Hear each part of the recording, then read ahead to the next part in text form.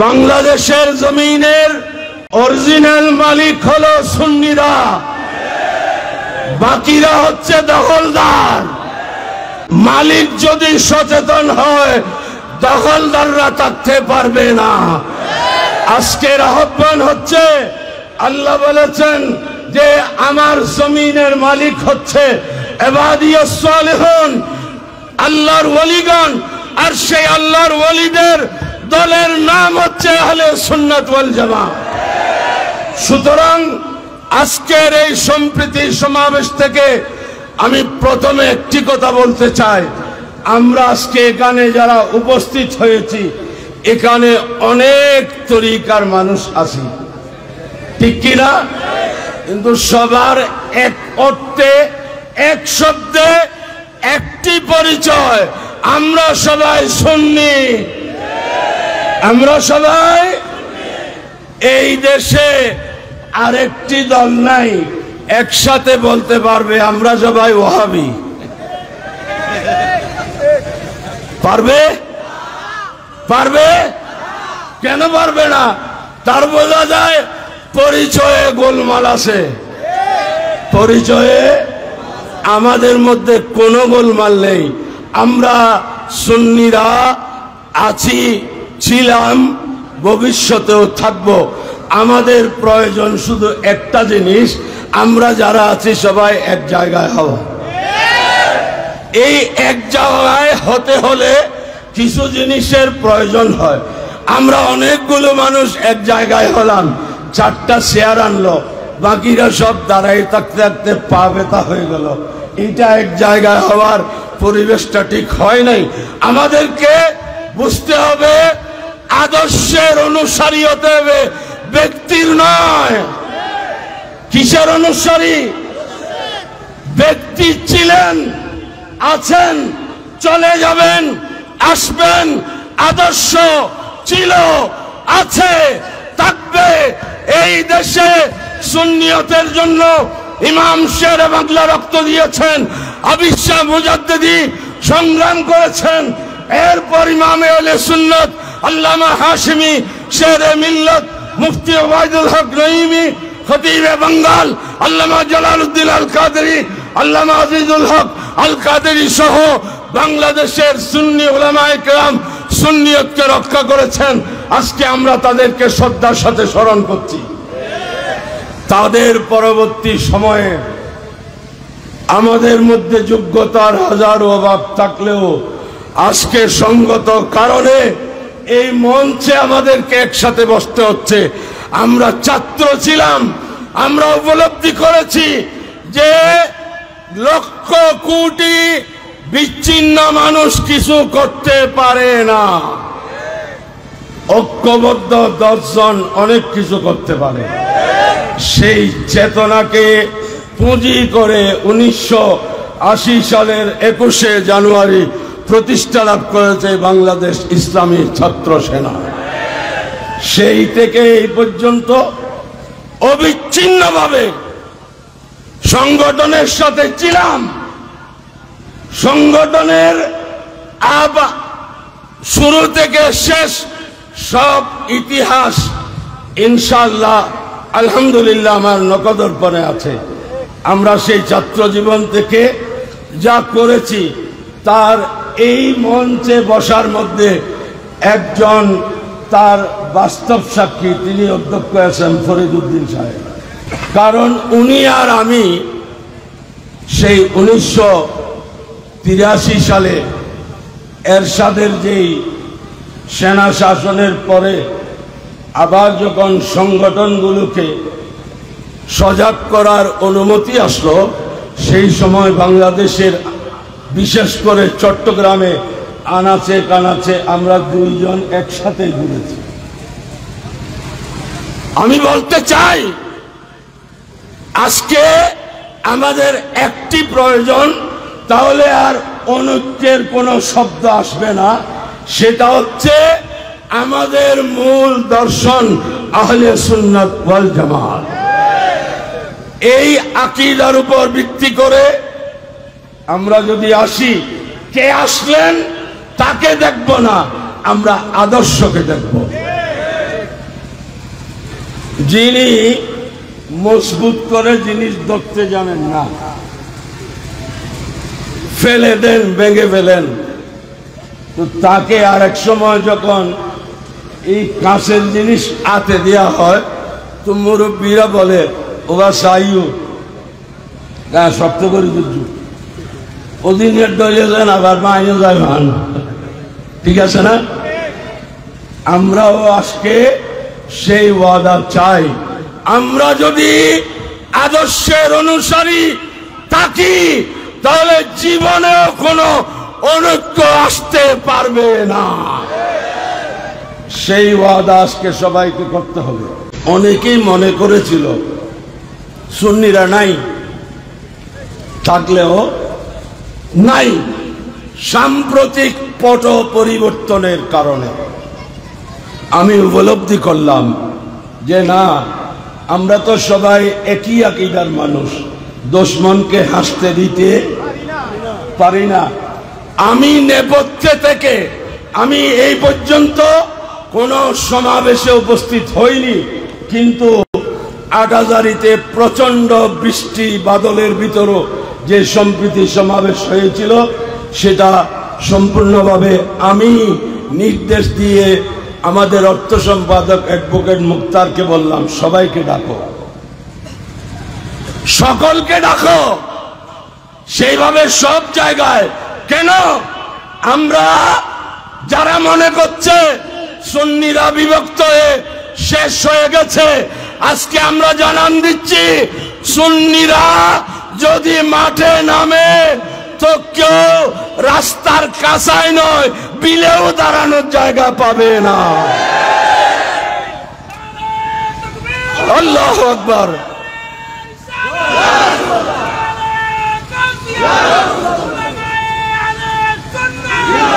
আজকের মিডিয়া, আজকের বিভিন্ন প্রচার মাধ্যম ওদেরকে গণে না যারা শান্তিপ্রিয়।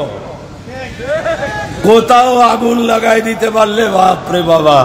কিন্তু আমরা বলতে চাই, আমরা কোন সন্ত্রাসীদের উত্তরসূরি নই, আমরা এই দেশে ইসলামের প্রচারক, দ্বারক, বাহক, ওলি আল্লাহদের অনুসারী। হযরতে আল্লামা শহীদ মিল্লাত নুরুল ইসলাম ফারুকীর হত্যার বিচার এখনো হয় নাই, এখনো কেন? অপরকে দোষ দিয়ে লাভ নেই।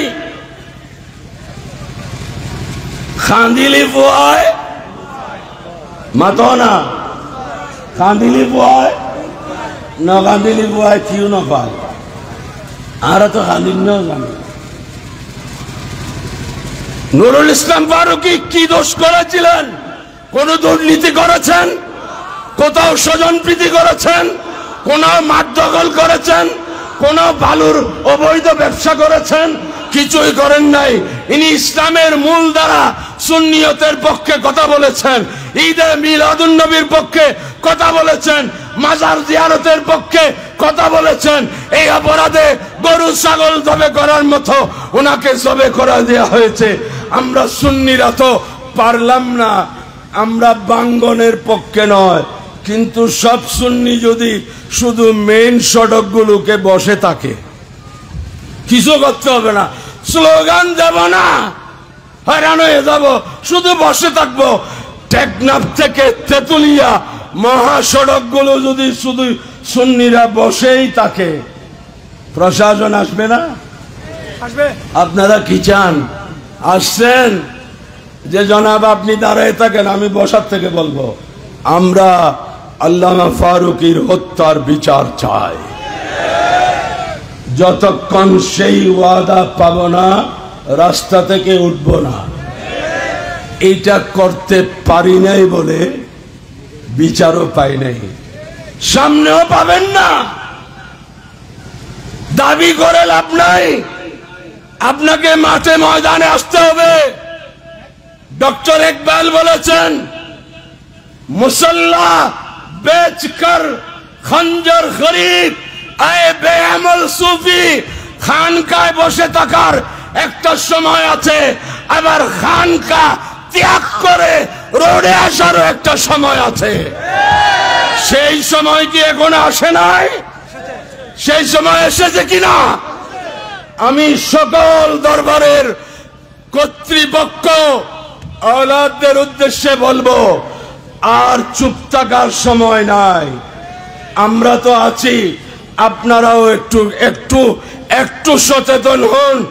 আজকে যদি বাংলাদেশের খ্যাতিমান ঐতিহাসিক দরবারগুলো থেকে একটা প্রতিনিধি দল গিয়ে প্রধান উপদেষ্টা চট্টগ্রামের সন্তান, ঠিক কিনা, ওনাকে যদি এই বিচারটা দেন, আপনি চট্টগ্রামের সন্তান, আপনি চট্টগ্রামের দরবারগুলোর অবস্থান জানেন, শুধু চট্টগ্রাম নয় সারা বাংলাদেশে ওলি আল্লাহদের দরবার ছড়িয়ে ছিটিয়ে আছে।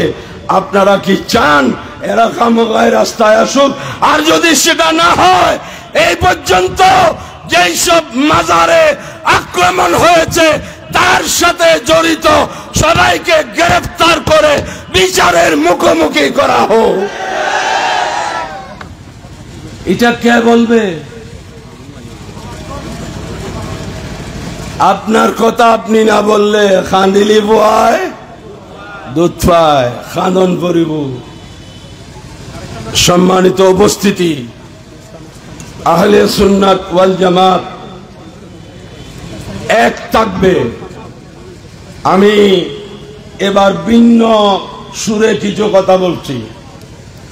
ব্যক্তির অনুসারী হবেন না, আদর্শের অনুসারী হবেন।